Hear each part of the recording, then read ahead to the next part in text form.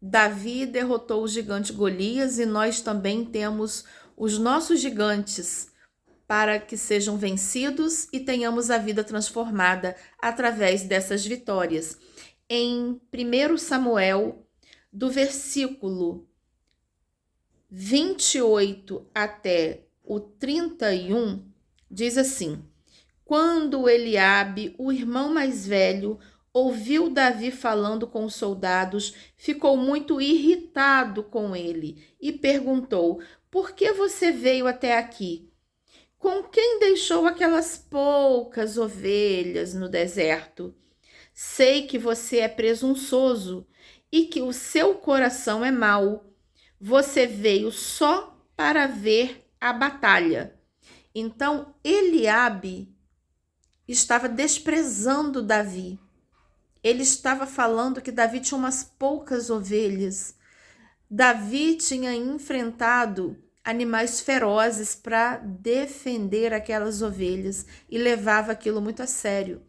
E Deus tinha visto o coração de Davi em relação às ovelhas, a maneira de cuidar das ovelhas, como ele era dedicado, fiel ao cuidado com as ovelhas, e achou nele um coração segundo o coração de Deus para governar sobre um povo.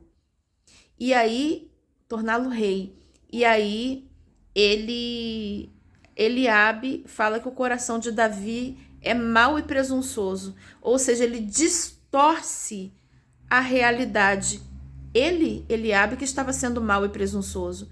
Mas isso é um comportamento que narcisista, abusivo. E diante de uma situação como essa, qual foi a reação de Davi?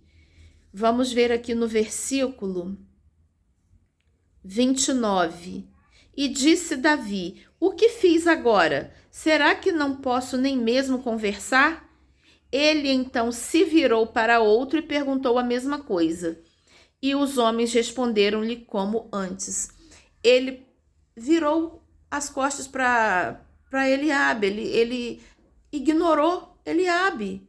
Deu uma resposta para ele, porque Davi estava perguntando acerca de quem derrubasse o gigante, matasse o gigante, o que iria ganhar, como seriam as recompensas e o que iria acontecer, e ele queria se informar.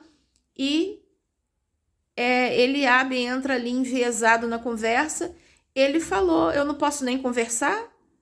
Ele se posicionou, colocou um limite ali, e ele se virou para outra pessoa e continuou conversando.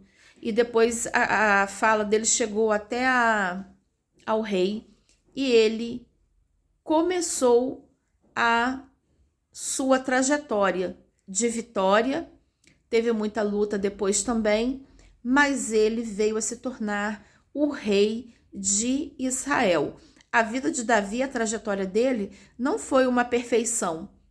Mesmo assim, ele foi considerado um homem segundo o coração de Deus. E quando Salomão, o seu filho, erra lá posteriormente, Deus, ele não coloca um castigo total, porque ele fala que se lembrou do seu servo Davi. Olha como Deus pensa a respeito de Davi, da memória de Davi até depois que Davi tinha sido recolhido dessa terra. Então, essa história mostra para nós, nesse trecho aqui, que nós não podemos nos abater diante de pessoas que vêm tentando nos desprezar, nos diminuir sempre, como esses típicos comportamentos narcisistas que nós temos ouvido falar muito e que é realidade. Acontece muito. E as pessoas narcisistas, elas não reconhecem que elas estão errando, não reconhecem o próprio erro.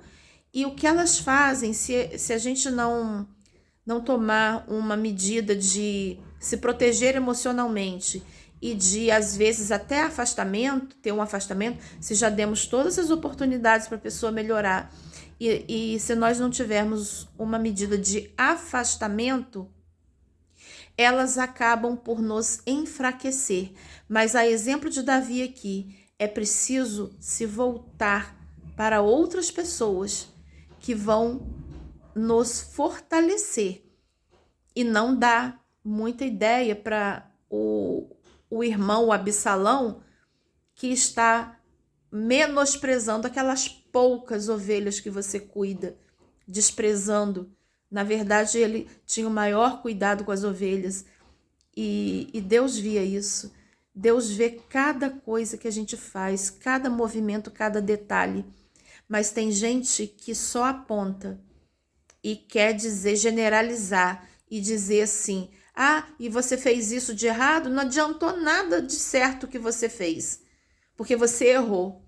São assim, eles generalizam, pegam um probleminha e fala que tudo de bom que você fez não adiantou nada. Isso é comportamento narcisista.